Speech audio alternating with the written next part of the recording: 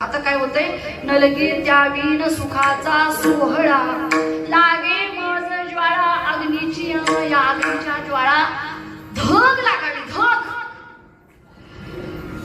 शेतकरी राजा जेव्हा सगळा जो ऊस आहे, ऊस शेतातला ती तोडून घेऊन गेल्यानंतर शेवटी जो काही पाला पाचोळा राहतो तो काही शेतकरी काय करतात, तो पेटवून देतात. शेतकरी आहेत नव्हे, हा, आता तो पेटवून देतात. आता तो पाला जो आहे, तो जो वाळलेला पाला आहे ऊसाचा, तो पेटतो.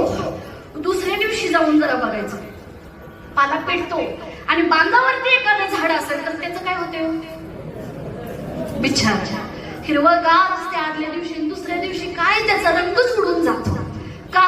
मग आम्ही म्हणतो, कुणी जर लहान बाळाने विचारलं, काल बघा चांगलं होतं, याला आज काय झालं, आम्ही म्हणतो याला धग लागली. धग कशाची धग लागली? काल जे आपण शेत पिटवून दिलं होतं त्याची त्याला काय लागली, धग लागली, चटका लागला, आयुष्याचा रंग निघून गेला त्याचा.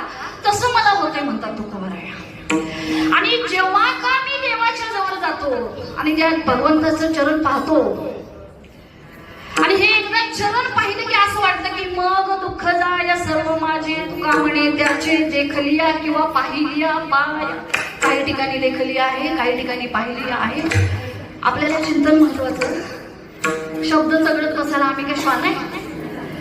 आता काही देखलिया पाहिलिया सगळं एकच आहे, पण काय महत्वाचं काय, मग दुःख जाय हे महत्वाचं. कुठून आलो, काय आलो, पंचवटीला कुठला अभय घेतला, रूप पाहताना सुरुवात केली का, अजून कशी केली, यापेक्षा देवाचं म्हणले नवं काहीतरी हे महत्वाचं. मग या पद्धतीनं काय म्हणतात की मग दुःख जाय सर्व माझे.